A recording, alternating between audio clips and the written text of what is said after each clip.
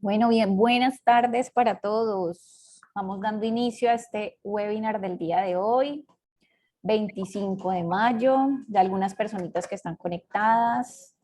Tenemos por ahí a Beatriz, a Janet, a Vicenzo, a María Camila, a Janet Rosero, a Alcira, Carlos Terranova. Está en silencio el micrófono. ¿El mío?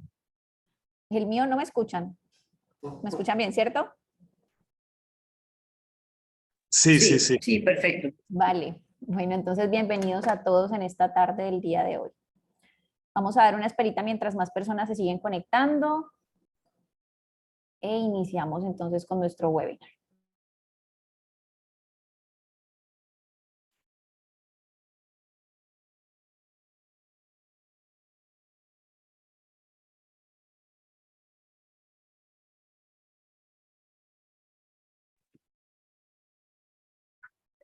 Bueno, si quieren nos van escribiendo de dónde se están conectando, de qué ciudades se están uniendo para saber quiénes están por allí. Saludos a Adriana Otálora, a Juan David Quintero. Bueno, hay varias personitas ya conectadas. Voy a compartirles mientras tanto un video para que vayan conociendo un poco más acerca de lo que es la compañía LESAF.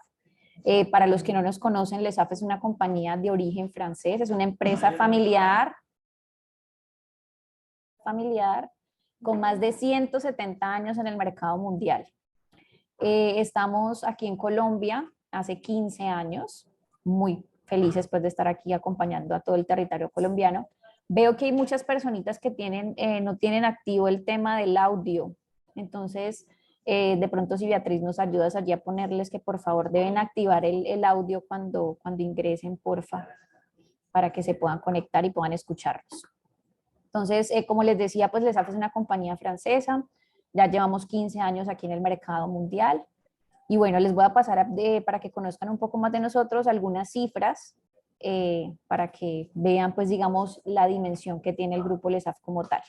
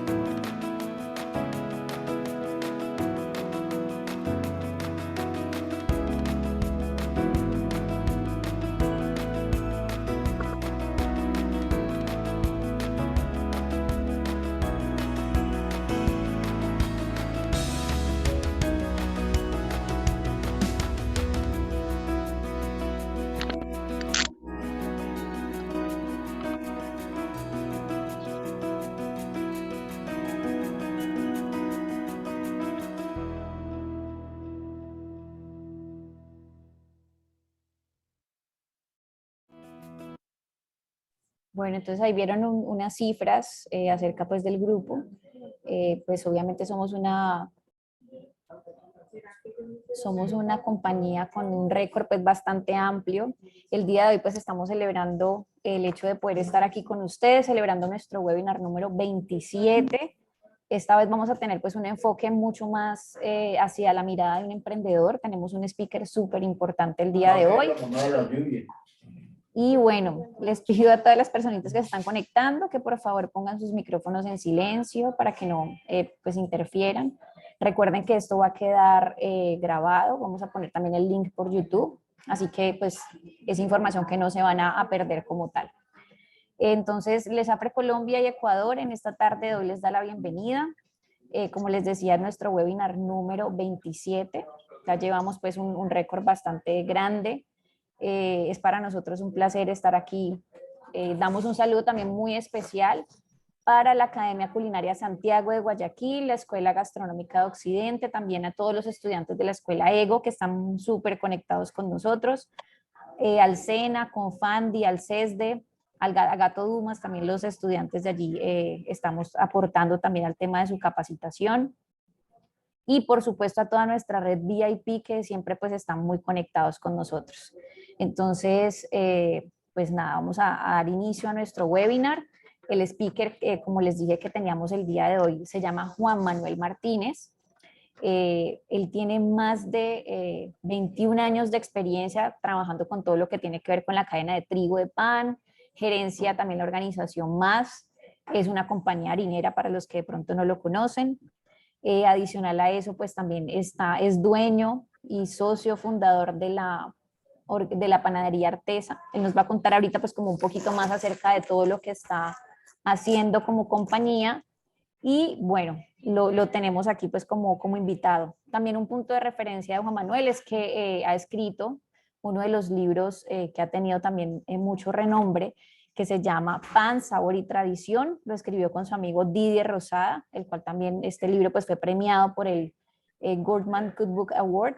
Y pues nada, lo tenemos aquí como invitado. Antes de que pase Juan Manuel, vamos a tener unas palabras de nuestro gerente general, el señor Jaime Rueda Pérez, y bueno, daríamos de inicio entonces.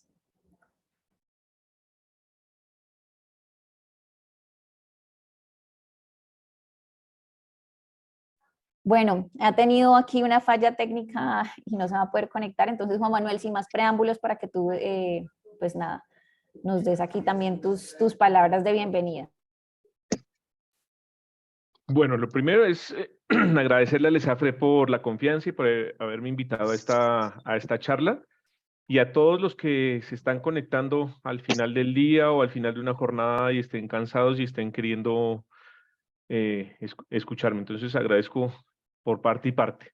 Y los invito a que pasemos un rato chévere y que hablemos un poquito de pan, que es lo que me gusta.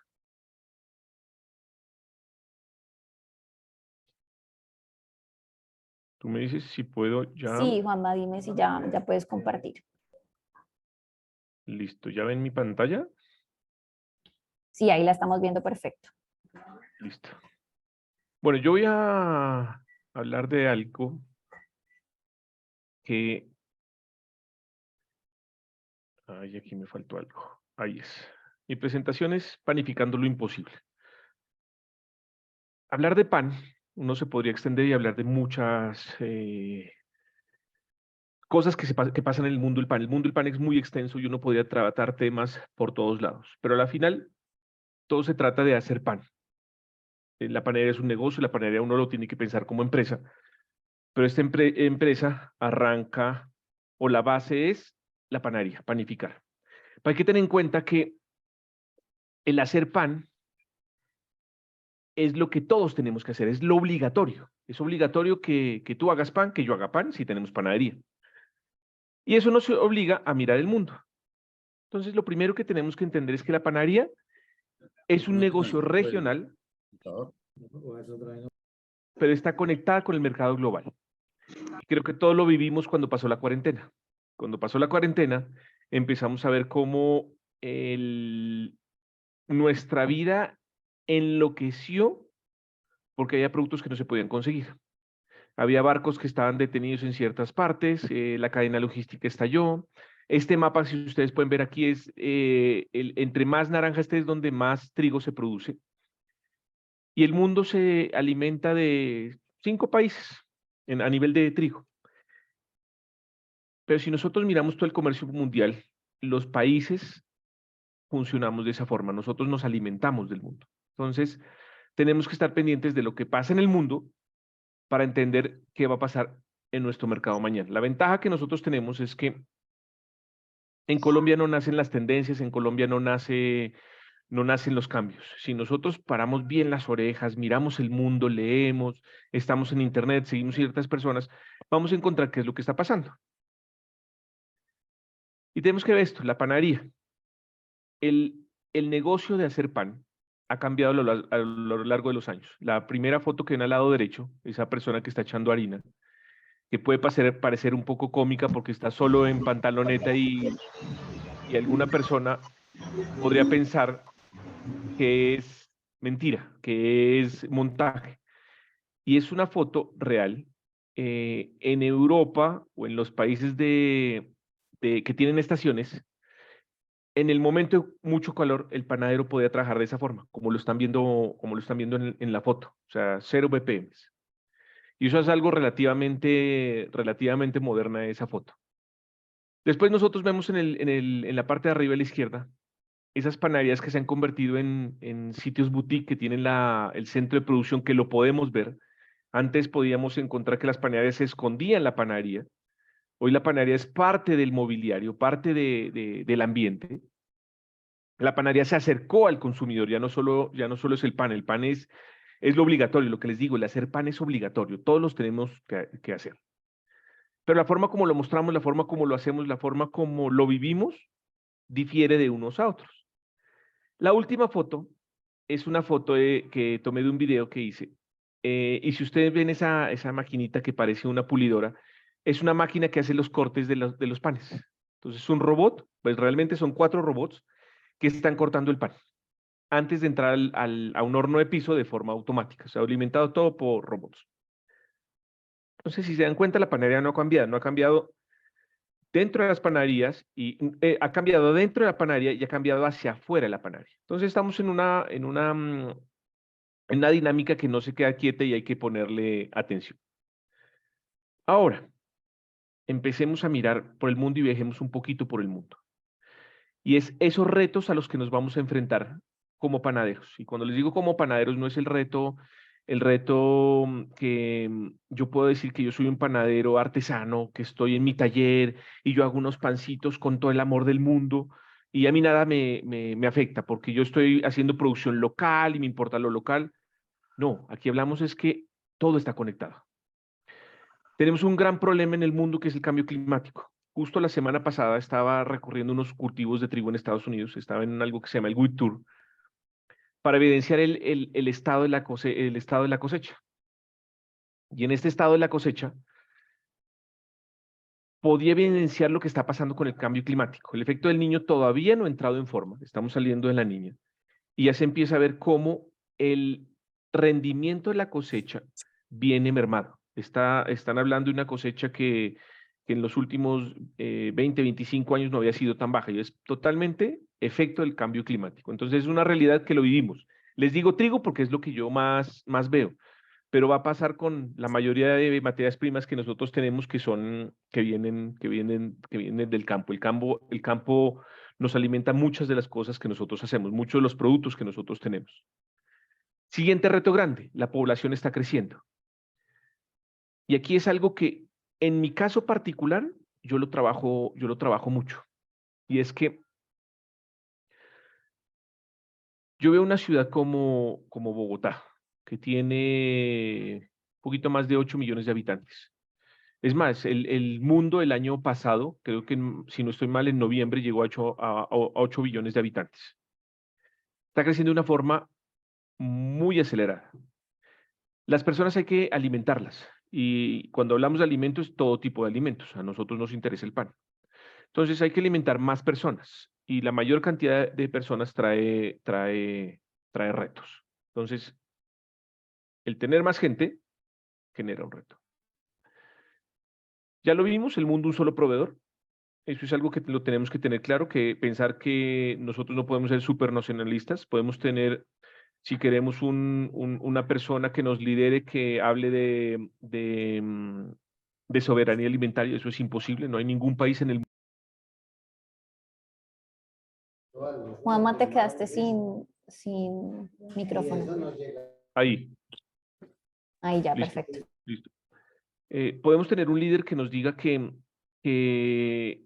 la soberanía alimentaria y podemos tener un sueño de soberanía alimentaria y tener todo desde nuestra propia granja. Eso es un sueño, porque el mundo depende del mundo. Y cuando hablo que depende del mundo, para poder tener una soberanía total, deberíamos volver al pasado y es cocinar con leña, metidos en nuestra casa, y si vemos de esa forma, es para núcleos muy pequeños o sociedades muy pequeñas. Entonces, nos conectamos con el mundo, no hay nada que hacer. No lo podemos negar ni evitar. Otro de los grandísimos retos que nos encontramos, y estoy seguro que todos los que tienen una planta de producción, una pequeña panadería, o seguramente hasta los que hacen producto en su casa y necesitan contratar personal, están teniendo dificultades para conseguir personal. Esa disminución de jóvenes es para la gran mayoría de trabajos operativos, y eso incluye el trabajo agrícola. Hace en el 2020, en el 2004, nosotros arrancamos un proyecto de trigo orgánico en Nariño. Era un proyecto donde, entre comillas, era fácil conseguir agricultores. Hoy en día el proyecto se está relativamente acabando. Nunca logramos pasar las 100 toneladas. Nunca logramos conseguir más de 50 hectáreas. Y el problema que tenemos es que no hay agricultores. Cuando vamos, me voy la semana pasada que les decía que estaba en Estados Unidos en el campo y hablaba con agricultores de allá. Le preguntaba lo mismo, ¿qué pasa con el de la gente joven? Me dijo, no, no hay. Si ustedes van a una finca, a una granja, que hablamos granjas de 1000 hectáreas como mínimo, quien cultiva, quien trabaja, quien hace todo, es el dueño de la finca, que es un señor mayor, lo hace con su esposa, lo hace con sus hijos, y cuando tiene problemas de personal, llama a un sobrino o llama a un familiar. No hay gente. Entonces, esto es un problema grande, grande, grande, grande, grande, porque el mundo necesita que lo alimentemos y necesita que hagamos mucho. Es un reto al que tenemos que ponerle atención. Y siguiente reto. El precio importa y el margen importa. Nosotros cada vez estamos viendo la presión de que las cosas suben, que la inflación sube, que salen ahora unos supermercados con el letrero grande que bajamos el precio en 200 productos y hacen gran ruido por 200 productos. Ya. Cuando fácilmente en un supermercado chiquito hay más de 5000 referencias. Y estoy hablando de algo pequeño. Si nos vamos a un hipermercado grande, pueden tener 20.000 referencias. Entonces, 200 productos es bajarle el precio a nada. A nada. Pero hacen ruido con esto. ¿Por qué hacen ruido? Porque el precio importa.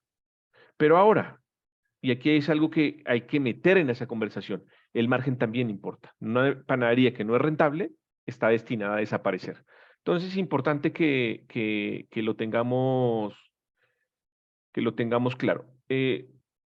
Para que lo tengan también claro, yo tengo abierto el chat. Cualquier persona que quiera hacer una pregunta, yo lo voy a estar mirando. Entonces pueden hacer preguntas sin ningún problema. Otro de los grandes retos es y la razón por la que lo termino con signo de interrogación. Yo nunca me hubiera imaginado una guerra. Cuando a mí me hablaban de la guerra de Rusia-Ucrania, yo sigo mucho, mucho lo que pasa en el mundo. Pero yo una guerra decía, ¿cómo en un mundo moderno va a haber una guerra si eso es de cavernícolas? Y toma tu guerra. La pandemia, yo le venía haciendo seguimiento desde febrero. Me acuerdo que tenía un calendario donde yo tengo el día a día en mi mesa y empecé a marcar las personas que se contaminaban día a día en China, después en Italia. Y a mi equipo de trabajo les dije, prepárense porque esto nos va a complicar un poco el funcionamiento. Pero aquí estamos hablando de algo que es inédito. O sea, le decía a mi equipo 1 o 2 meses antes que llegáramos a cuarentena. Pero 1 o 2 meses no es nada. ¿Quién se iba a imaginar los problemas logísticos tan grandes que íbamos a tener? ¿Quién se iba a imaginar la época del paro, que el ESAFRE lo vivió, que nos íbamos a quedar sin levadura? Algunas personas de algunas ciudades sin gas para poder trabajar sus hornos. Estamos en un mundo donde cualquier cosa puede pasar. Entonces, hay que estar presentes de eso. Y aquí voy a dejar 2 conclusiones para estos retos. Y son 2 conclusiones o dos realidades que nos tienen que dejar una reflexión. La primera, la humanidad, los humanos, las personas, las poblaciones, como lo quieran llamar, estamos buscando recursos infinitos en un mundo finito. Entonces, nosotros tenemos que reflexionar eso, ver cómo en nuestra panadería vamos a contribuir a esa parte. El otro gran reto es que tenemos toda la tecnología del mundo en nuestras manos, pero no hay manos. La automatización, la mecanización en la panadería está, pero necesitamos personas que las manejen. Hoy en día podemos escuchar que hay una revolución con el tema de inteligencia artificial, donde dicen que se van a perder muchísimos empleos, pero para hacer o manejar una aplicación se necesita una persona.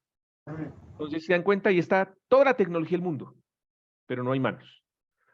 Bueno, aquí hay una pregunta que dice, ¿cuánto es el porcentaje de ganancia en la panadería? Basado en el precio de venta, ¿cuánto es el porcentaje de ganancia que debo tener en cuenta en cada producto?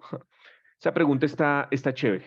Y aquí le voy a resumir algo, no lo voy a tratar en este webinar, pero lo voy a decir una reflexión para todos.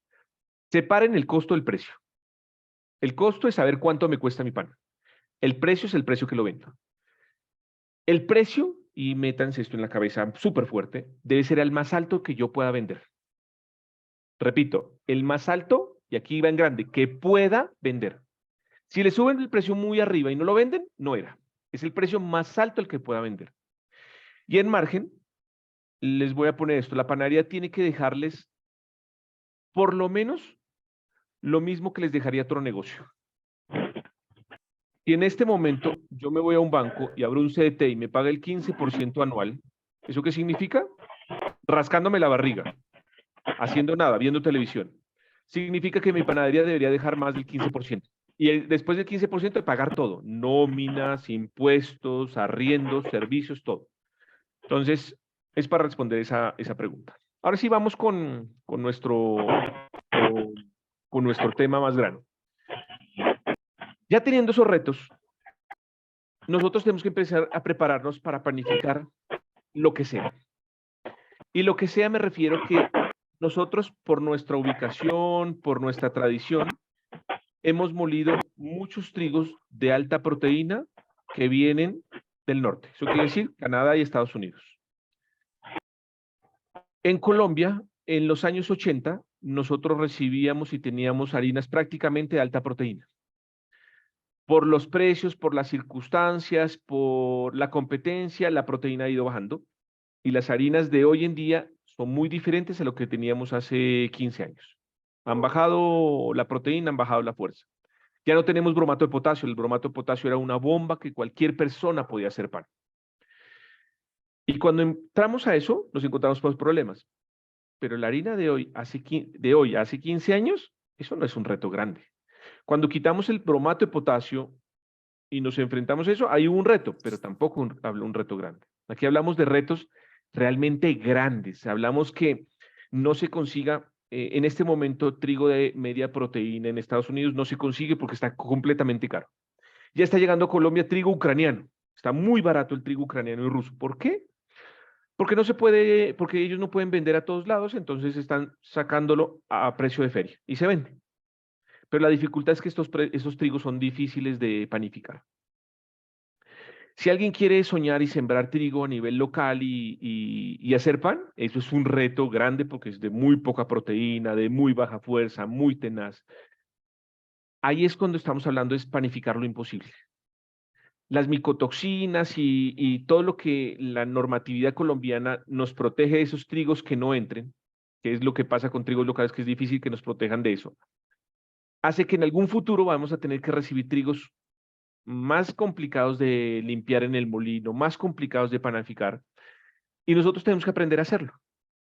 Aquí hay una historia, en la guerra en Suiza, en la Segunda Guerra Mundial hubo escasez de trigo. Los países tenían que alimentar a sus personas, que es lo más barato para alimentar a alguien, el pan. Cuando el consumo del pan baja, o cuando la gente deja de comprar pan, significa que está dejando de comer, porque no hay nada más barato que un pan.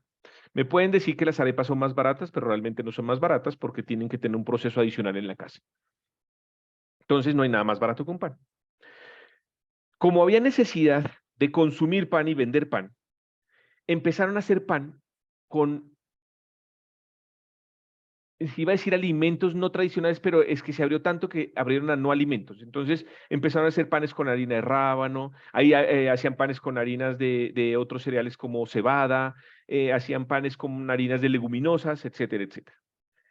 También se abrieron a hacer panes, no 100%, pero le mezclan aserrín. Y lo que más me rayó la cabeza cuando leí la historia es que molían huesos de animales y de humanos para mezclarlo con la harina de trigo. Y panificaban esto. Uno puede entender cuando hacen pan en una proporción X con aserrín, se requiere ser un maestro panadero para poder panificar aserrín. Porque en término práctico es lo mismo panificar salvado que aserrín. No nutricionalmente, pero a nivel de efecto en el pan es lo mismo. Entonces hay que enfrentarnos a esos problemas y a esos retos mundiales. Tenemos dos formas, y esto es lo que voy a hablar hoy en esta formación, en este webinar. Una es una reacción específica, que es lo normal que tenemos o se encuentran los panaderos que dice, el pan no me sale, el pan se me cae, el pan está chupado, el pan está gritado. Una reacción específica. O la otra es tomar un proceso dinámico, que es un proceso mucho más profesional. Entonces hablemos de esa reacción específica. Este pancito que ven ahí es hecho con harina de trigo nacional, que es el trigo orgánico, el que les estaba contando. Tiene una proteína de 9.5 contra una harina de mercado que es el 12.5. Una ceniza de 0.6 y 0.6 está siendo retadora porque normalmente es un poquito más de 0.6. Contra las harinas del mercado que tienen 0.55, 0.6, este es un poquito más de 0.6. Un W que es la fuerza de 180 contra una fuerza en el mercado que está en 300. Para que vean la diferencia en fuerza. Y un P sobre L de 1.5 que significa que está desequilibrado entre la extensibilidad y la tenacidad, cuando una harina equilibrada debe estar en 1 y no tiene aditivos. Esto es un reto panificarlo. Entonces puede tomar de reacciones específicas cuando se tienen retos específicos. Entonces yo quiero aumentar la fuerza. ¿Qué herramientas tiene el panadero? El panadero puede tener una masa más dura. ¿Eso qué significa? Yo le puedo reducir el agua y la masa es más fuerte. Hay un dicho que dice masa dura, masa segura. No es lo ideal porque estamos perdiendo plata. En la medida que nosotros tengamos una masa más dura, estamos perdiendo plata. Si yo trabajo con cilindro, tengo que tener masas duras. Es difícil tener masas muy hidratadas. Lo he visto, lo vi una vez en la panadería, me sorprendió. Pero lo normal es tener una masa dura. Y el problema de una masa dura es que estamos perdiendo plata. Entonces, el margen importa. Siguiente, es uso prefermentos. Si yo tengo un problema de fuerza, bien sea por la harina, bien sea por la fórmula, yo puedo utilizar prefermentos. Y ese prefermento, si quiero que tenga más fuerza, lo puedo poner a fermentar más o lo puedo hacer más duro o lo puedo hacer más ácido, pasar de una esponja a un levain. Puedo jugar con las fermentaciones, lo que les decía ahorita con el uso de prefermentos. Puedo tener una fermentación un poco más larga, un poco más corta y modificar mi fuerza.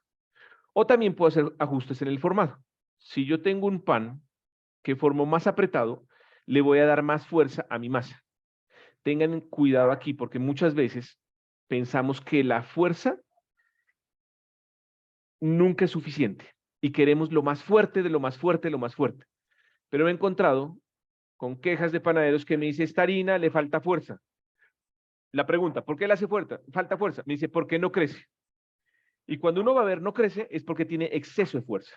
Entonces, no por mucha fuerza es bueno. Entonces, aquí estas herramientas de panadero para modificar la fuerza. Para modificar la extensibilidad. Tenemos un problema de extensibilidad y es, primero, definición de extensibilidad. Bueno, para tener las definiciones, voy aquí a devolverme un poco. La definición de fuerza es la cantidad de energía necesaria para desarrollar la masa. Esto significa tiempo de amasadora. La extensibilidad es la capacidad de la masa de estirarse sin romperse. Entonces, ¿yo qué quiero? Yo quiero poder formar mi pan baguette, de estirarlo y que no se me rompa. Yo quiero poder enrollar mi pancito blandito y porque yo lo estiro y que no se me rompa. O que no me tenga en algunos casos elasticidades, que se me devuelva.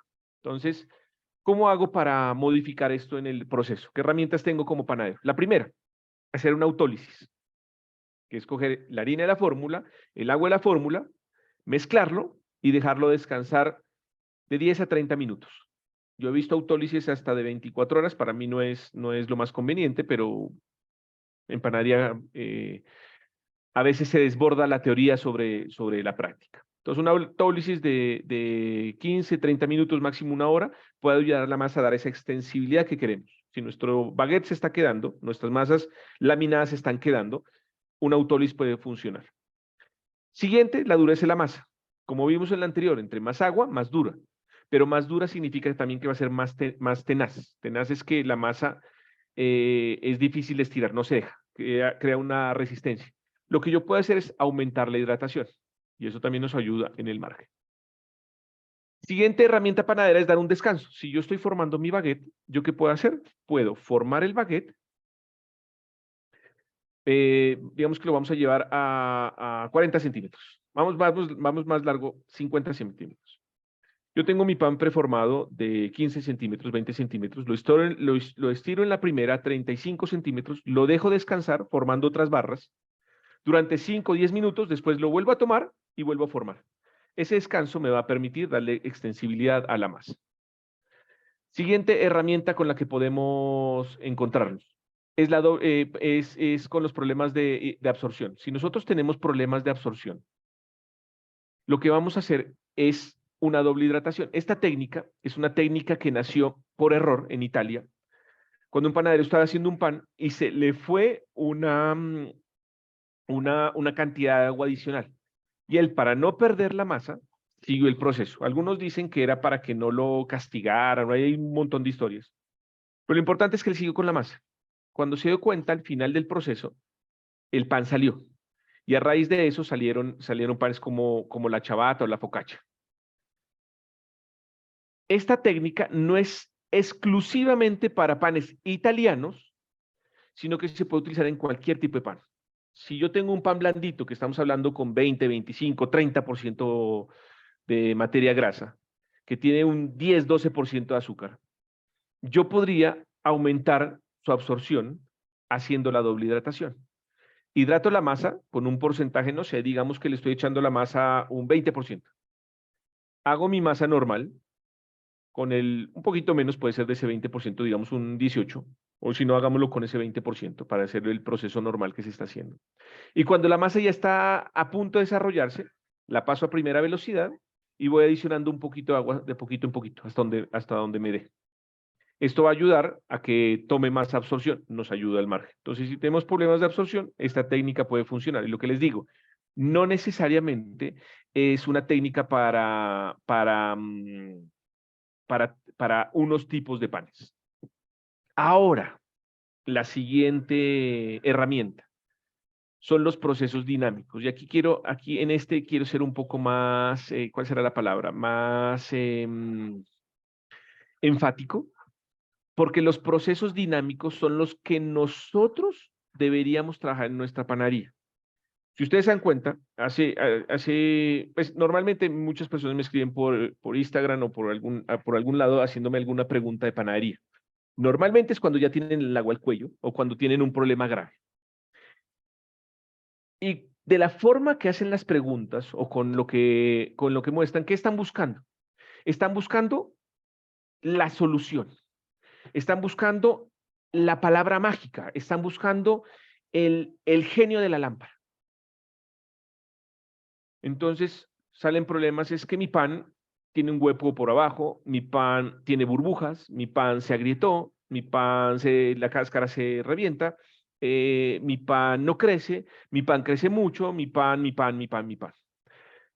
Y buscan resolver un problema específico con una fórmula mágica. Eso es lo que acabamos de ver. Lo que pasé de forma rápida, todos estos fuerza, extensibilidad, estas herramientas panaderas, son tips. Y la mayoría de panaderos queremos trabajar con un tip y que nos den el tip y que nos mejore la situación. Pero trabajar con tips es muy peligroso porque nosotros podemos hacer ese tip, nos funciona, pero en el momento que nos cambia una materia prima, todo se daña. ¿Cuántos de ustedes, cuando se acabó la levadura fresca, teniendo levadura instantánea al lado, sufrieron? Cuando el cambio es de uno a otro es imperceptible. Yo puedo trabajar con cualquiera de las levaduras y me va a dar el mismo resultado. Aquí hay una pregunta que dice, ¿todos los panes enriquecidos admiten la herramienta autólisis? Todas las masas pueden trabajar, pueden hacer la autólisis, pero tengan en cuenta que cuando yo estoy haciendo panes con contenido graso, la grasa, una de las funciones que da es dar extensibilidad. Entonces, si con la grasa que le están adicionando no tienen la extensibilidad suficiente, están trabajando con una harina extremadamente fuerte, o están adicionando un aditivo que no les está ayudando, o les hace falta agua. Entonces, yo en una masa dulce no lo utilizaría porque no debería ser lo más normal. Volviendo al tema, Nosotros tenemos que empezar a prepararnos a trabajar, es para tomar decisiones y acciones con un proceso dinámico. Pero eso ¿qué nos obliga? Es muy fácil tener un problema, llamar a un técnico, llamar a un amigo, escribirle a alguien, buscando solucionar donde tenemos el problema, en vez de entender la raíz, o en vez de, en vez de buscar la raíz, o en vez de entender el proceso y ver qué parte puedo trabajar. Entonces, las herramientas que tiene el panadero son dos. Una, lo que vemos al lado izquierdo, la fermentación, lo trabajo con fermentación, y aquí voy a poner el puntero. No, este no es, el puntero, ¿dónde está? Mouse. Es este. ¿Ya ven el puntico rojo? Sí, ahí se ve, perfecto. Listo. Esto que está acá es el trabajo de la fermentación. Esto que se trabaja es el trabajo de la masa. Si ustedes miran cómo se desarrolla la panadería, ha buscado matar todo esto. No, es más. Ustedes pueden ir a más de una panadería en cualquier lugar del mundo y se van a encontrar que la prefermentación la mataron. Se van a encontrar que la primera fermentación la mataron. El descanso lo mataron. La fermentación final sí la dan porque hay que darle volumen al pan. Pero si pudieran hacerlo, la eliminarían. Es más, hay un método de panadería donde se amasa, se deja la masa fermentar en masa un rato al ambiente, después la meten a frío, después la dividen con un equipo especial y va directamente a un horno de piso. Entonces, si se dan cuenta, es un método que va por este lado. Va aquí, sigue acá y va para acá y eliminan esta, pero tienen que darle una fermentación. Entonces, el panadero tiene esas dos herramientas. Y a lo que nosotros nos han enseñado, lo que se ha promovido es que la panadería es muy fácil, la panadería es sencilla, la panadería es para emprender. Y es más, algún presidente en algún momento en Colombia impulsó la panadería como una empresa para que hagan dinero las personas y empezaron a enseñar método directo. Meta todos los ingredientes en la amasadora, amase todo como va, divídalo, fórmelo, ferméntelo y al horno. Fácil, en 2-3 horas tenemos pan. Pero un pan que no sabe a nada. Si hacemos un pan, un baguette, que es harina, agua, levadura y sal, no sabe a nada. Y si se pasan de levadura, va a saber a levadura. Si no, no sabe nada, sabe a cartón. Y si hacemos un pan blandito que no sabe a la margarina, no sabe el azúcar. Pero el sabor no se mantiene en la boca. Si nosotros queremos un pan de calidad, tenemos que trabajar en esta fermentación. Y aquí hago un resumen fácil. Esa prefermentación es coger una parte de los ingredientes y hacer un prefermento con mínimo 6 horas, ideal más de 8 horas, para que generen los beneficios de la fermentación: olor, sabor, vida útil y fuerza. Después viene esta primera fermentación que va después del amasado. Es más, apenas se le adicione agua a la harina, empieza la fermentación. Y para en el momento que se divide. Esta fermentación puede ir, bueno, de 0, porque saben que se puede hacer 0, o sea, se puede pasar directo, o puede ir hasta 12 horas. En la medida que ustedes den más fermentación en este sistema, van a tener más beneficios de la fermentación. Los panes con esta fermentación son panes con mayor sabor, son panes más complejos y que el sabor se siente más. Alguien me podría decir, no, es que en un pan dulce no se necesita. Porque el pan dulce, el sabor viene de la margarina, de la mantequilla, de la grasa, de lo que quieran hacer. Falso. Falso. Si ustedes prueban en Arteza un roscón, notan la diferencia. Y un roscón es un montón de material graso, un montón de azúcar y un montón de el relleno más la decoración que le quieran meter. Y se siente la diferencia. Después viene, se divide, se preforma y se deja descansar. Este descanso, si esta es una prefermentación, esta es una primera fermentación, esto se puede llamar segunda fermentación o descanso. Es un tiempo de 10, 15 minutos, máximo media hora, para que la masa se recupere del estrés mecánico que tuvo acá. Por último, pasa a la fermentación final, tercera fermentación o segunda fermentación, todos los nombres que lo pueden encontrar. Si a este le llaman primera fermentación y a esta segunda fermentación, a este le llaman descanso. A este le pueden llamar primera fermentación, segunda fermentación, tercera fermentación. A este le pueden llamar fermentación en masa o en bloque, descanso y fermentación final.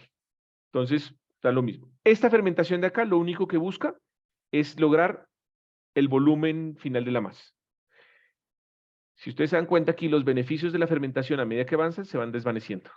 Entre más atrás logren la fermentación, más serán los efectos que van a tener con eso.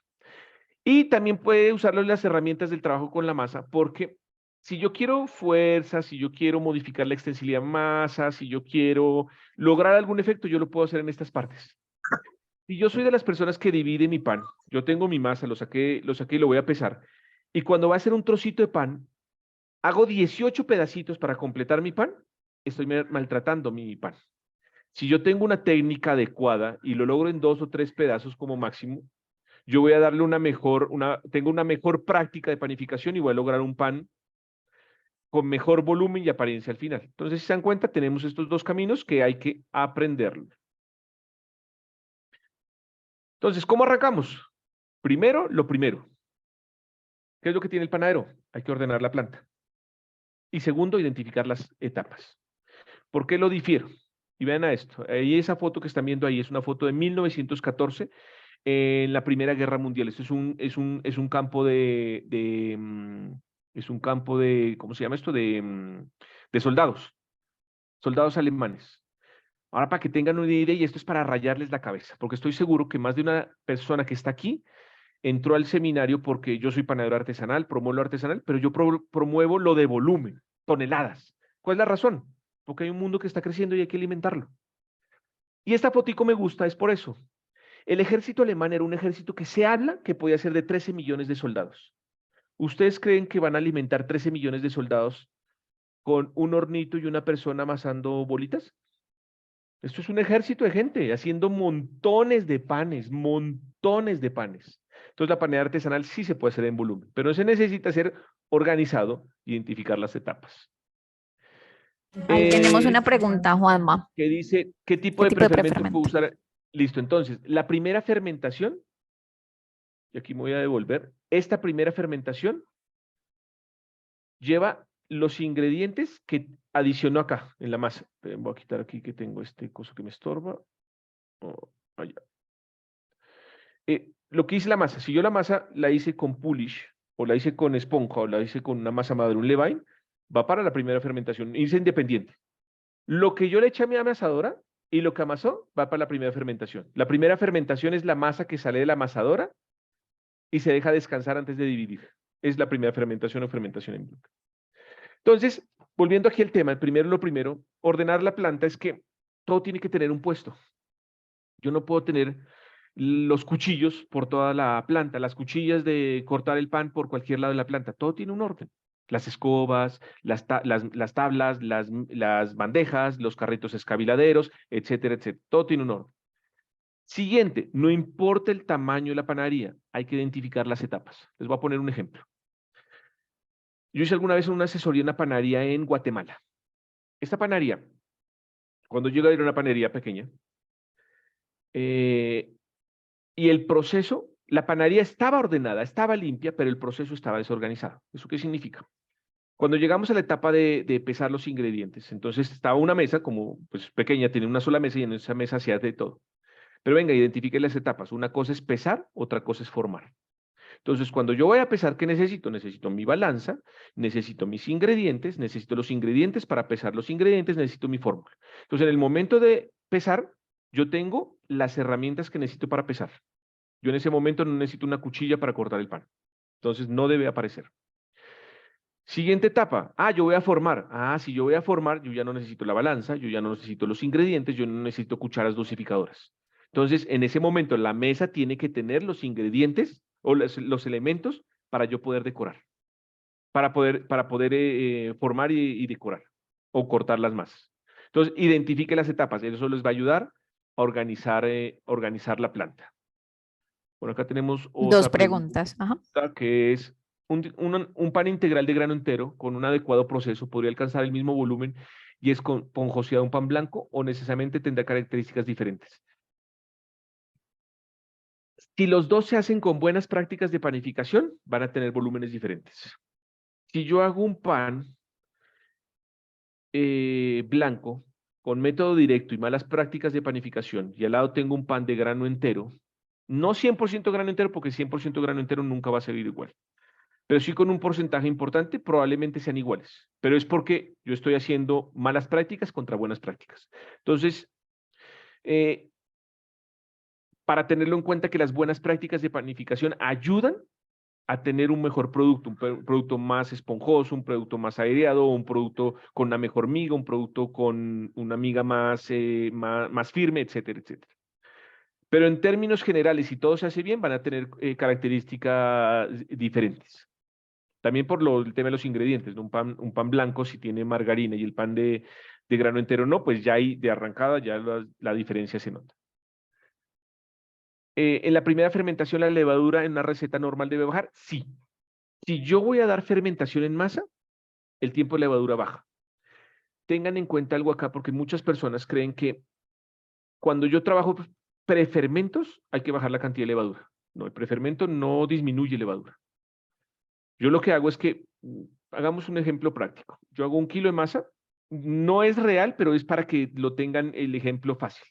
Yo hago 100 kilos de masa y utilizo 10 gramos de levadura.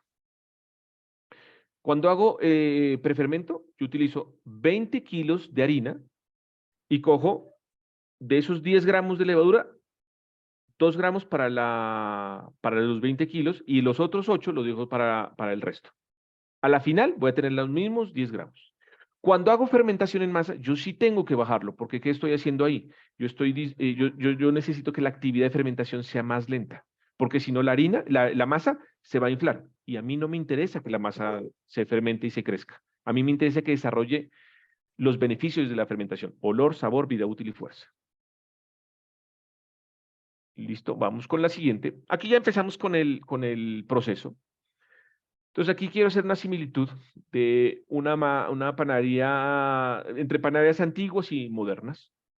Si ustedes se dan cuenta, al lado izquierdo arranca con una artesa. Esta es una panadería que conocí hace mucho tiempo y trabajaban con artesa, hacían la masa y después la pasaban por un cilindro. Pero originalmente esa artesa era porque ellos trabajaban todo a mano, completamente a mano. Aquí ya ven una panadería con amasadoras y al lado derecho ven es un cuarto frío de una panadería que trabaja 300 bultos de harina al día. Lo trabajan harina granel, pero para que tengamos la relación mucho más fácil, son 300 bultos de 50 kilos para hacer panes, todo artesanal con fermentación larga. Entonces, vamos al caso. El prefermento, yo lo puedo tener en una artesa, lo puedo tener en mis amasadoras, lo puedo tener en cubos plásticos. Eso se puede hacer o en pequeñito o se puede hacer en grande. Lo que hay que hacer es aprender a trabajar las etapas. El trabajo con la masa, lo haga a mano o lo haga a máquina, es igual. Yo lo que me he encontrado, en España todavía trabajan mucho y es muy, muy común encontrar las amasadoras de brazos Artoflex. ¿Cómo son? Son los amasadores que amasan así. Y les gusta porque dicen que esas amasadoras no calientan la masa.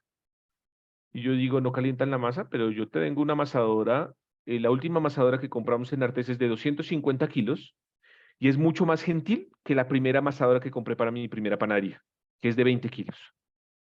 Miren esto, yo arranqué con una amasadora de 20 kilos en mi primera panadería. Artes es mi tercera panadería, las 2 primeras quebraron, para que se den cuenta que no es solo hacer pan. La primera panadería que tuvo una amasadora de 20 kilos. Y es más agresiva para hacer pan que la última que tengo, que es de 250 kilos. Entonces el volumen no importa. Y la masa no se calienta más. ¿Por qué razón? Una, porque está configurada la velocidad para trabajar. Y la segunda, porque adicionamos agua fría. Entonces, si yo quiero que la masa no se caliente, mi buena práctica es adicionarle agua fría, no amasarla más lento. Entonces, son esos puntos que hay que aprender. Aquí estamos hablando de algo que le llamamos BPP. Esto es un concepto que creamos con los amigos y creamos toda una teoría para hacer pan, que son las buenas prácticas de panificación. No hay que confundirlas con las BPM, que son las buenas prácticas de manufactura que nos aseguran un producto inocuo, sino que de la misma forma que hay buenas prácticas agrícolas, BPA, nosotros empezamos a hablar de BPP, buenas prácticas de panificación, como amaso. Por ejemplo, si yo voy a amasar en mi amasadora, yo le doy 5 minutos o 8 minutos, de 3 a 8 minutos en primera velocidad. Siempre, siempre. En caso Artesa, nosotros tenemos estandarizados 5 minutos. Siempre 5 minutos, no importa lo que pase. Después pasa a segunda velocidad. La segunda velocidad sí puede ser más larga o más corta, dependiendo del tipo de masa, cómo se adicionan los ingredientes, porque si el panadero se demora un poquito en adicionar la margarina, la echó de una, o el azúcar, eso puede cambiar el tiempo. O la harina viene un poco más fuerte, menos fuerte, puede cambiar. Entonces la segunda etapa sí puede cambiar. Aquí hay una pregunta, 2. entonces me voy más arriba. ¿Cuál es Una el de porcentaje de Patis. prefermento que se puede trabajar? Para los prefermentos hay que trabajar es hablando base harina. Base harina es máximo, se puede, la harina de la fórmula puede ser del 20 al 50%. Entonces, del total de la harina, entre el 20 y el 50. ¿De qué depende que sea el 20 o el 50? De los beneficios de la fermentación. Si yo quiero más beneficios, y los beneficios son olor, sabor, vida útil y fuerza, me voy al 50. Si yo quiero menos beneficios, me voy al 20. Vamos con Vicenzo, aquí un gran amigo, me parece chévere verlo. Esta pregunta debe ser difícil, ya me puse nervioso. ¿Cuál es la estrategia utilizada por la Arteza para gestionar la logística entre sus tiendas, frescura de pan y rentabilidad de producto, considerando que cuenta en este momento con una planta de producción y realiza distribución a sus puntos de venta? ¿Cuáles han sido los retos en este proceso y hasta ahora qué problemas han tenido desde que empezaron a implementar este modelo de negocio en su empresa? De antemano, muchas gracias. Entonces, aquí voy a, ya con lo que leí de la pregunta, lo voy a resumir para que todos lo entendamos, ¿no? Arteza tiene una planta de producción y nosotros distribuimos a nuestras tiendas. Nosotros hacemos pan 100% artesanal. La artesanal no significa hecho con las manos, sino que utilizamos la fermentación como medio para obtener un pan de calidad en términos de olor y sabor. Y respetando la integridad de los ingredientes, haciendo de la forma más natural posible. Nosotros horneamos todos los días y todos los días entregamos pan. Y lo empacamos y lo mandamos a nuestras tiendas. Un importante, y aquí, digamos, me hago un poco aparte, para que lo vean desde el lado de su negocio, es que hay que tener unos lineamientos y hay que tener unas, ¿cuál será la palabra? Unos no negociables. Les doy un ejemplo de Arteza. Nosotros, en la gran mayoría de productos, utilizamos margarina, no mantequilla. Esto puede ser un atentado contra el panadero artesano tradicional, pero yo soy realista, yo vivo en Colombia, no vivo en Francia. Un baguette en Colombia vale ¿qué? Es más, no sé cuánto vale el de Arteza, pero que yo voy a la calle, veo panes de 2.500, 3.000 pesos un pan baguette. Y cuando yo voy a ver una tienda en Europa, barato, bien barato, 7.500 pesos. Entonces, ¿dónde vivo? En Colombia. Ah, listo, sí, en Europa tienen plata, pueden pagar mantequilla, en Colombia no, entonces margarina. Pero mi lineamiento, ¿cuál es? Listo, sacrifico ese sabor que me da la margarina porque no me lo van a pagar, porque quiero vender toneladas. Pero si hay un lineamiento, nosotros no nos vamos a ir a la margarina más perrata del mercado. Vamos a comprar lo más top que haya. La mejor. Sabor lácteo, características, que no se reseque, etcétera, etcétera. Otro lineamiento, no hacemos nada que no se pueda mecanizar. Un ejemplo, trenzas. Mecanizar trenzas es un camello. Yo he visto robots para hacer pretzels, pero eso es un camello. Entonces, trenzas, nada, no se hace, porque no se pueden mecanizar. Y la siguiente, si hay problemas para conseguir personal, las que son mujeres o los papás que tienen hijas o los hombres que tienen una sobrina y algún día le han hecho una trenza o a su novia, saben que si no hacen trenzas todo el tiempo, les quedan las trenzas horribles. O sea, si yo a mi esposa la peino y le hago una trenza, le va a quedar una trenza horrible, horrible, horrible. Pasa lo mismo con el pan.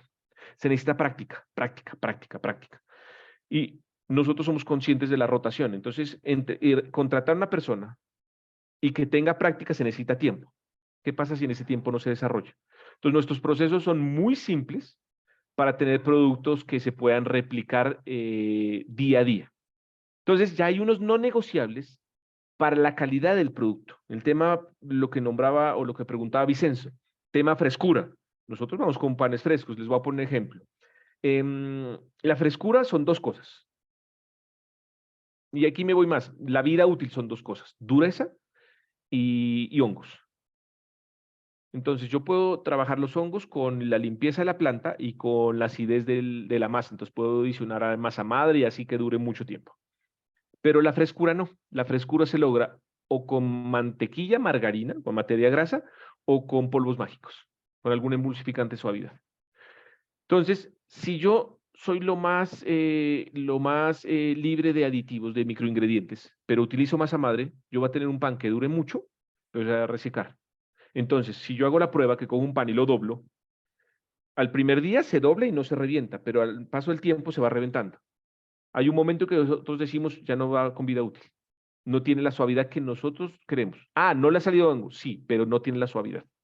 O viceversa, tiene la suavidad, pero tiene hongo. Entonces, para nosotros son no negociables los temas de calidad, tanto de producto como lo que decimos. Nosotros no hacemos un producto que sea un muffin de chocolate, pero realmente no es de chocolate, sino que lleva color caramelo. No, es lo que es. Si es un pan integral es porque lleva harina integral, lleva trigo partido, lleva harina grano entero, lo que sea. Entonces, para que lo tengan en cuenta, esos no negociables. Volviendo aquí a mi proceso. Entonces, aquí uno puede aprender varias técnicas para poder manejar la masa, lo que lo nombra el amasador. Nos vamos con la siguiente etapa. Tenemos primera fermentación. La primera fermentación puede ser nula o puede ser larga. ¿De qué va a depender? Yo puedo generar esa primera fermentación en mi artesa. Aquí estoy nombrando una antigua. La puedo pasar a canecas y dejar fermentar en canecas. Estas canecas pueden ser chiquitas o estas canecas que pueden ser grandes. Estas canecas que ven en esta foto es de una panadería donde cada caneca tiene 70 kilos de masa. Y después van por una línea. O esta es una planta donde salen los bols de la amasadora y los coge un robot y se los lleva a una estantería a fermentar. Los puede fermentar tranquilamente. Vi una planta en Australia donde cogen canastillas, las canastillas van a un cuarto con temperatura controlada a fermentar y después un robot las coge y las manda a las líneas de producción. Entonces, el tiempo es variable, lo puede ser manual o lo puede ser súper sistematizado. Eso no quita la artesanalidad. Aquí lo que importa es que entre más tiempo, más sabor. El dividido, yo lo puedo hacer a mano, como está acá abajo. Esta es una panadería donde están donde dividen a mano y lo dividen como se hacía hace 100 años. Dejan descansar, lo dividen, lo preforman con la forma que va en la siguiente operación. ¿Eso qué significa? Que si yo voy a hacer bolitas, preformo bolita. Si yo voy a hacer un baguette, una barra, preformo en barra. Pero miren esto, aquí hay una buena práctica de panificación. Si yo tengo una harina, como la que les nombré antes, que le falta fuerza, yo puedo darle fuerza en esta operación. Entonces, ¿cómo hago? Cuando lo divido, lo trato de dividir con cuidado, con técnicas. Hay unas técnicas para dividir y no maltratar la masa, si es a mano, si es a máquina, hay unos equipos que maltratan menos que otros. Y cuando hago el preformado, si yo voy a formar una barrita de baguette, pero le hace falta fuerza, yo lo preformo en bola, porque la bola le va a dar más fuerza. Y después de hacer la bola, hago la forma alargada. Como sé que la bola le ha quitado un poco de sensibilidad, ¿qué se hace? Se forma la barrita, se alarga, se la deja descansar y después se termina. Entonces se dan cuenta cómo esas buenas prácticas de panificación pueden darles mejoras en el pan. Ve, aquí hay una pregunta. ¿Cuáles son las margarinas buenas en Colombia? No me han pagado por patrocinios, entonces no lo puedo contar. No, ahí sí lo tienen que probar. Hay muy buenas empresas de margarinas en Colombia, que en Colombia tenemos empresas muy, muy buenas. Y váyanse por las representativas y pruébenlo, todo va por la boca. Vamos con la siguiente.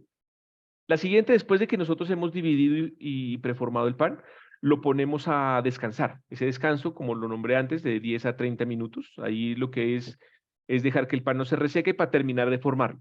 Si nos hace falta fuerza la masa, lo apretamos. Si tiene mucha fuerza la masa, lo dejamos suavecito. Y aquí lo pueden ver a la antigua. Aquí está puesto sobre tablas. En este sobre tablas digamos, estas son las tablas de artesa, que son las tablas de un material como plástico. Entonces, es más por las BPMs, por inocuidad. La tabla puede generar astillitas. Entonces, nosotros lo dejamos fermentar. Son unas tablas especiales para fermentar. Y la persona termina después de darle su formado final. Entonces, si se dan cuenta que aquí tenemos panaderías de las antiguas a las modernas. O sea, no tiene nada que ver con el tiempo. En el formado, también lo puede hacer con equipos. Aquí quería meter una foto, me falta una foto, pero no la conseguí de una planta donde el pan sale completamente formado sin trabajo manual. Una máquina donde está un trabajo semi-manual, que es una divisora boleadora, O el formado manual, por ejemplo, vean estas trenzas, esas son trenzas formadas manualmente. Y vean lo particular de esta planta que está aquí, de esta foto. Esta es una línea que divide 750 kilos por hora. Están en las barritas, las pasan por una formadora y manualmente lo están formando sobre una mesa de formado. Entonces, se dan cuenta, puede ser en cualquier volumen que lo pueden trabajar. Cuando se trabaja con máquinas, la diferencia es que si tienen una formadora de rodillos, de banda, lo único que hay que hacer es apretar más o aflojar más para tener el mismo trabajo de las manos.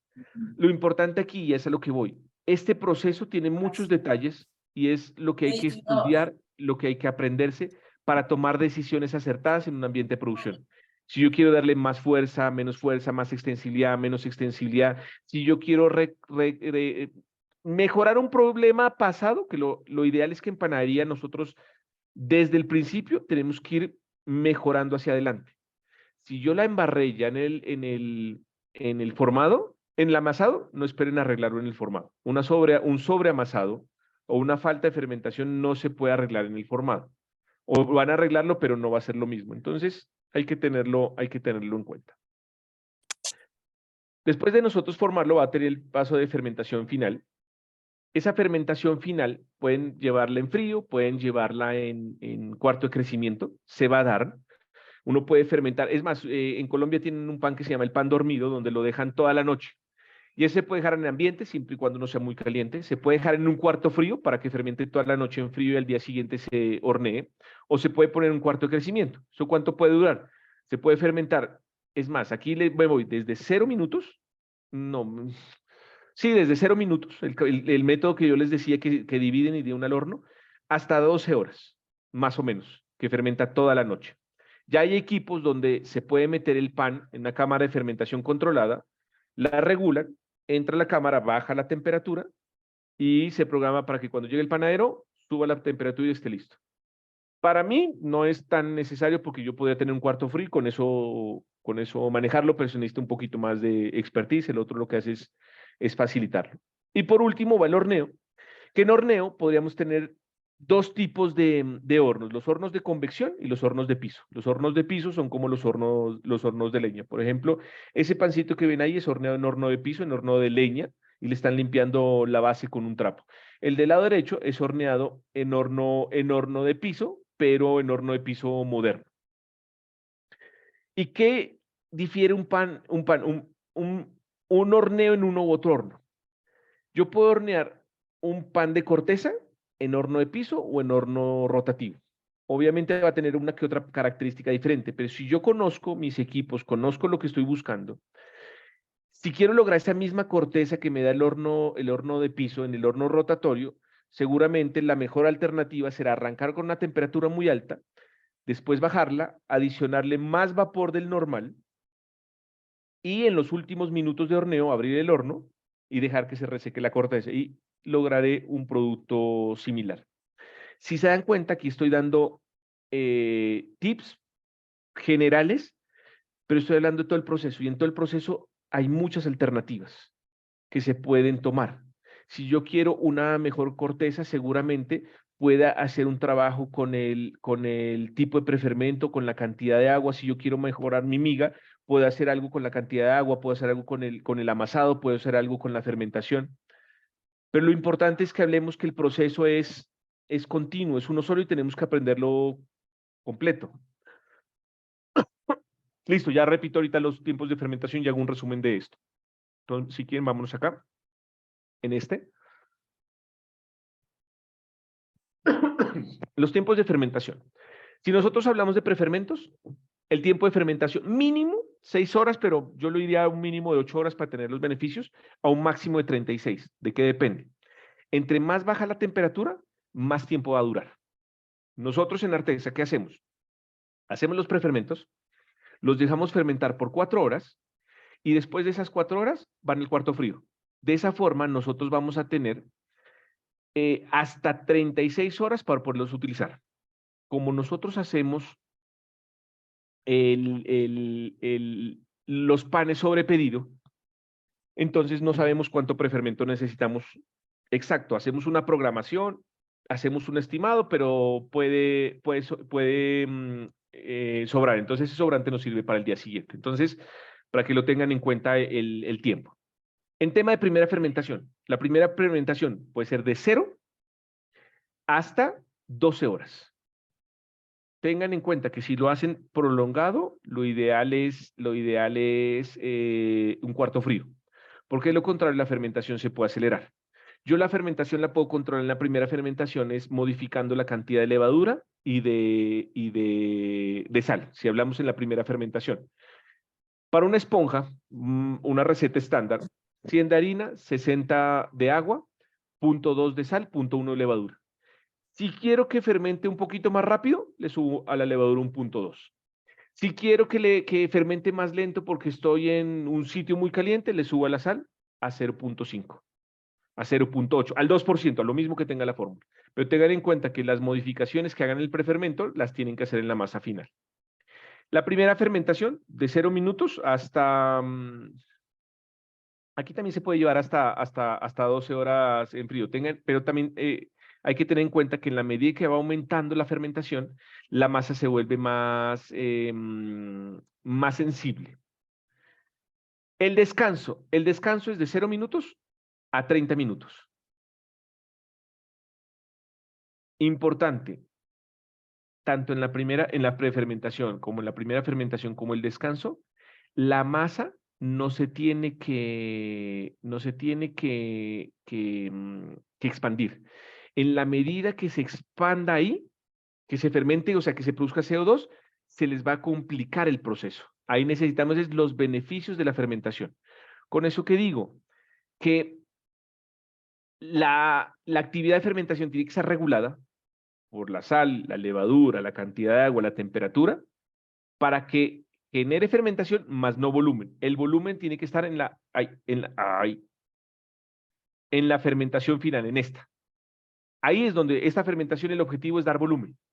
Esta fermentación, el objetivo es que se recupere el gluten del estrés mecánico. Este es el objetivo, es dar los beneficios de la fermentación. Olor, sabor, vida útil y fuerza. Bueno, espero que hayan quedado ahí. Aquí quiero dejar unas conclusiones de nuestro webinar que pasó el tiempo rapidísimo. Y lo primero, los retos son para todos. Los quieran o no los quieran, ahí están. El punto está en quién los enfrenta mejor. Conozco personas que son apáticas a ciertas cosas. No importa que sean apáticas. Se los va a llevar el reto, se los va a aplastar. Conozco personas apáticas hoy que está sonando tan duro la inteligencia artificial. No importa que no quieran, los va a atropellar.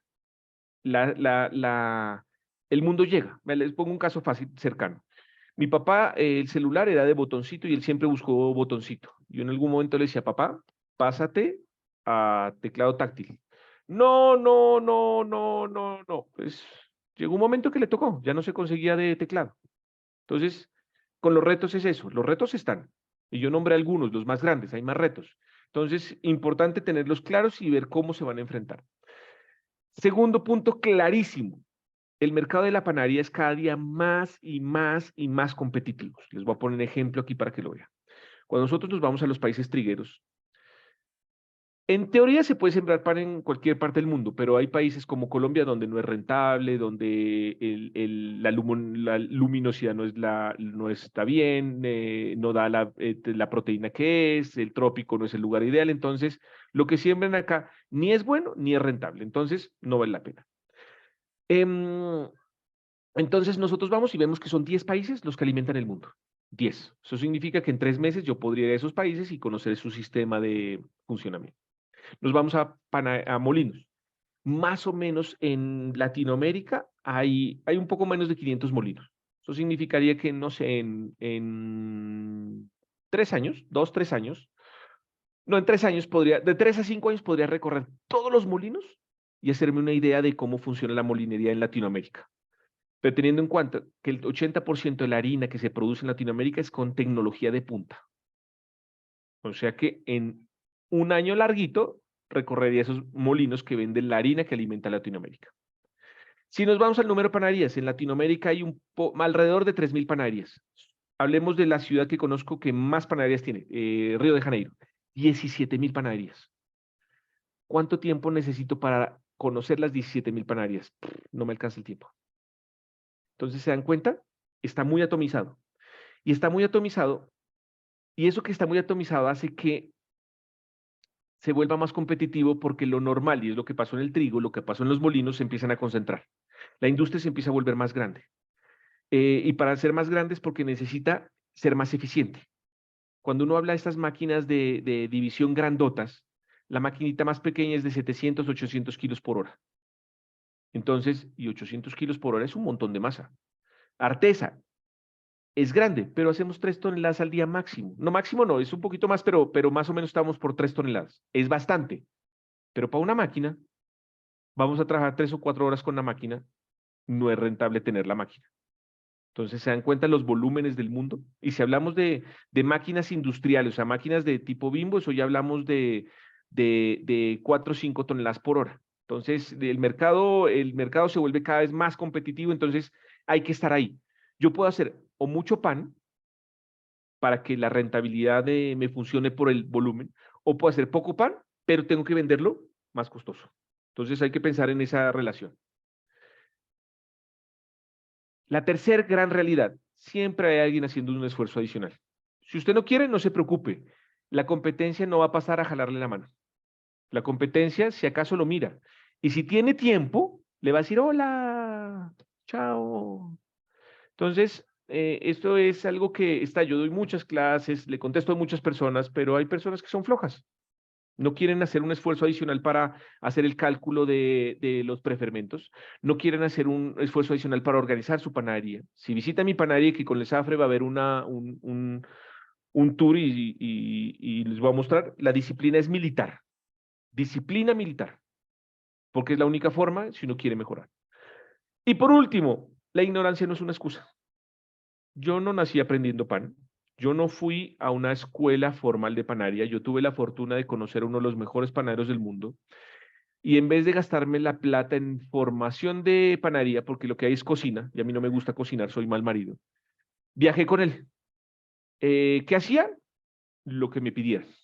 Y lo que me pidieran es lavar ollas, limpiar la panadería, limpiar el piso, pasarle los trapitos, conseguirle no sé qué, pero en el camino iba aprendiendo. Pero obviamente él me formaba y adicional a eso yo estudiaba y leía y preguntaba y hacía mis pruebas en mi taller, etcétera, etcétera. Entonces, la ignorancia no es una excusa. Hay que buscar cómo aprender. Bueno, tenemos una pregunta más. Bueno, aquí tenemos una pregunta de Andrea Londoño, si es creo que es. Me encanta verte por estos lados. Tiene una panadería muy chévere, un concepto muy chévere. ¿Cuáles son las bondades nutricionales del pan? Entonces, aquí no soy experto en el tema, se ha empezado a desarrollar muchas investigaciones alrededor de las bondades nutricionales, pero prácticamente es esto. El pan, cuando se hace de forma rápida, no se ha procesado por completo. Entonces, cuando uno se lo come, el cuerpo tiene que trabajar mucho. Esa es una de las razones por qué a ciertas personas les sienta mal el pan. No es porque sean celíacas, no es porque sean intolerantes al gluten, es porque el pan es muy pesado y tiene el cuerpo trabajar demasiado. Si se fermenta la fermentación, las enzimas de la fermentación y la fermentación empiezan, las enzimas de la fermentación, las enzimas de la harina y la fermentación empiezan a hacer ese trabajo de coger las redes de gluten, partirlas y empezar a desintegrar todo lo que tiene la masa para que sean mucho más fáciles de digerir. También hay investigaciones donde muestran que esa fermentación no solo ayuda a que sea más fácil de digerir, sino que sea más fácil de absorber nutrientes para el cuerpo. Y adicional a eso, cuando uno empieza a trabajar fermentación larga, uno empieza a preocuparse por lo que va alrededor del pan y se empieza a preocupar por pequeños detalles como, eh, les pongo esto, si yo hago un pan con esponja, con una buena cantidad de esponja que me da sabor, yo puedo reducir en 10% el azúcar. Eso significa que si yo estoy adicionando 1 kilo, puedo hacerlo con 900 gramos y tener el mismo sabor. Margen. Lo mismo podría pasar con la margarina, pero eso sí toca hacer pruebas. Si yo estoy haciendo trabajos con fermentación larga, el sabor el, no, el ingrediente que estoy adicional, por ejemplo, harina de grano entero, harina de centeno, lo puedo adicionar en mayor proporción. Entonces me va a dar más beneficios nutricionales. Pero eso no es mi fuerte. Bueno, ¿qué impacto tienen las enzimas de frescura puras en el pan? Ya que en la industria bajan las dosificaciones de grasa al mínimo, pero se agregan cócteles aditivos para conseguir un pan fresco. No, o sea, con las enzimas se puede tener, si uno ve los panes en Estados Unidos, el pan hamburgués, el pan perro, es un algodoncito, suavecito, pero es por la cantidad de enzimas que se meten. Con eso se puede lograr productos muy, muy, muy suaves. Marta Isabel, este es el tipo de instrucción técnica que se necesita. Muchísimas gracias por esas flores, lo hago con mucho gusto.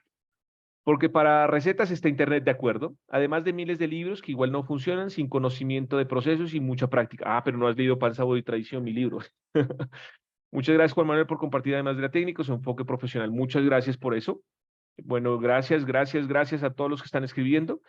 Bueno, por último, ¿qué tipo es el pan más rentable? El que pueda vender más caro. No es la fórmula, es el precio. El más rentable que pueda, el más alto precio que pueda vender alejado del costo, ese es. Bueno, muchísimas gracias. El honor es para mí tenerte, Andrea. Bueno, creo que queda grabado. Por último, les quiero decir, lo dijeron al principio, yo estoy involucrado en toda la cadena. Ya Luis está un poco desactualizada, ya llevo como 23 años en esta vaina, en la cadena del trigo al pan. Estoy metido pues en cosas de trigo, estoy metido en harina, estoy metido en panadería. Hoy en día tengo lo que se llama Panatri, que dentro de poco va a salir, es una escuela de formación virtual con cursos de panadería profesional.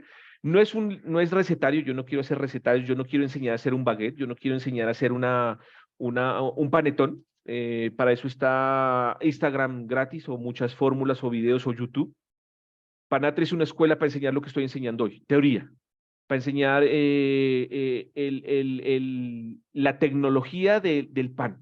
El pan artesanal, el que aprende a hacer pan artesanal puede trabajar en cualquier industria, en cualquier país, en cualquier tamaño, porque muchas veces separamos el pan artesanal de la panadería y pensamos que solo es para hacer pan de corteza, y eso es una gran mentira. El conocimiento de pan artesanal que yo tengo me ha permitido entrar en plantas como una planta Bimbo gigantesca para poder hacer procesos de innovación.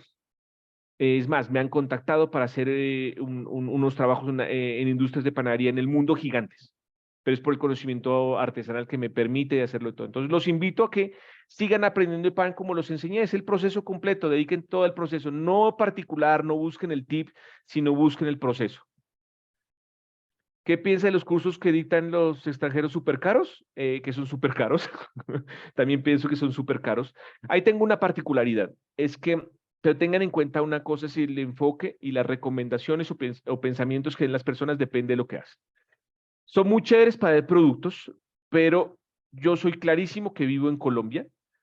Vivo en una ciudad que tiene mayor ingreso que otras ciudades, pero yo no estoy para hacer esos pancitos con decoración que toca con dolor de espalda y hacer la decoración así y la harinita así y el detalle. Eso funciona para clases, eso funciona para panaderías que necesitan vender productos súper altos porque venden poco.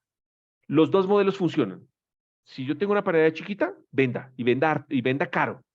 Caro no, venda lo alto, no es caro, venda lo alto y busque que todo su conjunto haga para que su producto se venda a un mayor valor, porque hay que recuperar la plata. Entonces, para mí los cursos sí pueden enseñar técnicas, son buenos para si uno logra escuchar la técnica, pero no ir por el producto, ir por la técnica. Entonces hay que buscar siempre la técnica.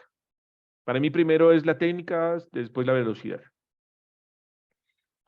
Que recomiende, yo recomiendo el San Francisco Baking Institute, el mejor instituto de panadería de América. De América hablo Canadá, Estados Unidos, Centroamérica, Suramérica. Listo, bueno, me despido. Muchísimas gracias a todos. Ahí está mi Instagram para los que me quieran seguir, en @juanmapan. A veces, en la medida que tengo tiempo, comparto de mis experiencias, comparto de lo que yo veo. A veces comparto dolores, comparto felicidades. Entonces, estoy a disposición para todos. Y nuevamente, Alessafre, muchísimas gracias por la invitación. Bueno, Juan Manuel, de verdad que muy agradecidos por la participación. Gracias a todos los que estuvieron conectados. Tuvimos más de 51 personas conectadas. Para nosotros obviamente es un honor poderte tener aquí, tanta experiencia reunida, tantas cosas que has tenido que vivir. Por ejemplo, lo que nos comentaste del tema que has tenido ya 3 panaderías, 2 de ellas quebraron, pero bueno, yo creo que todo este tema de la panificación trae consigo pues muchos temas de creatividad y de cosas que uno va puliendo a medida que pasan los años. Entonces, muchas gracias por compartir todo este conocimiento. Gracias por también haber respondido a todas las personitas que están allí conectadas. Todas las preguntas creo que fueron respondidas. Ahí están los datos de Juan Manuel, que los está allí compartiendo. Y por último, no sé si don Jaime logró conectarse y nos da unas palabras al menos para despedir. Luisa, te interrumpo una cosita eh. pequeñita antes de que empiece. A todos muchos ven lo que yo hago y ven lo que publico, ven lo que cuentan, pero detrás de todo lo que he hecho hay un montón de fracasos y golpes fuertes. O sea, ese es mi tercer intento y cuando lo monté dije, si lo monto con todos los juguetes y si me quiebro con estilo. Entonces, no piensen que detrás solo hay cosas buenas, hay mucho dolor y lágrimas. Me acuerdo que un día en la panadería yo decía, y perdón las palabras, fue puta hora en la que me metí en esta vaina, porque era muy difícil, era muy, muy difícil. Pero aquí vamos y yo quiero compartir a todos para que entre todos salgamos, porque en la medida que haya más panaderías, ya haya mejor pan, hay más para todos. Claro que sí. De hecho, el ESAFRE tiene un lema que dice, donde hay voluntad, hay un camino. Entonces, yo creo que eso es muy importante, ¿no? La perseverancia, la disciplina, la resistencia, caerse, pero tener la misma valentía para poder levantarse. Así que muchas gracias a todos. Dejo un momentito a don Jaime para que dé unas palabras. Bueno, sí, estoy por acá y quiero saludarlos porque hace días no los saludaba, las ocupaciones nos tienen un poquito complicados. Muchas gracias, Juan Manuel. Estuve atento al webinar de hoy, muy interesante. Cómo hacer pan ante lo imposible es que se trataba, ¿no? Ante unas, digamos, materias primas bien complicadas, bien difíciles, pero hay que salir adelante. Pues les comentaba que hemos avanzado muchísimo, y hablando un poquito del tema comercial, hemos avanzado muchísimo con las masas madre. Las masas madre nuestras que estamos vendiendo aquí en Colombia son las masas madre desvitalizadas. Tenemos varios sabores. Sabores a trigo, sabor centeno, bueno, varios sabores que tenemos ahí.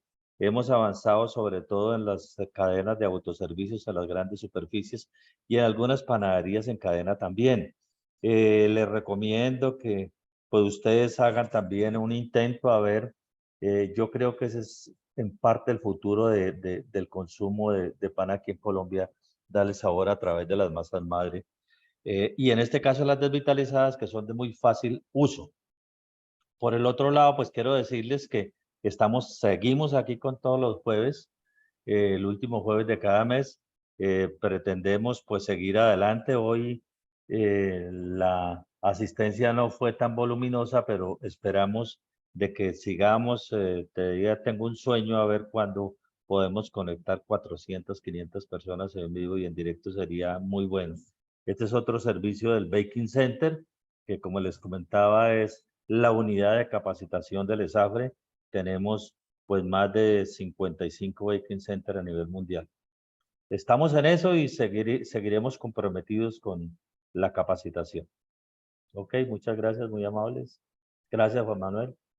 Muchas gracias. Bueno, entonces nos estaríamos viendo ya en un próximo webinar que lo tendríamos para el próximo jueves 29 de junio.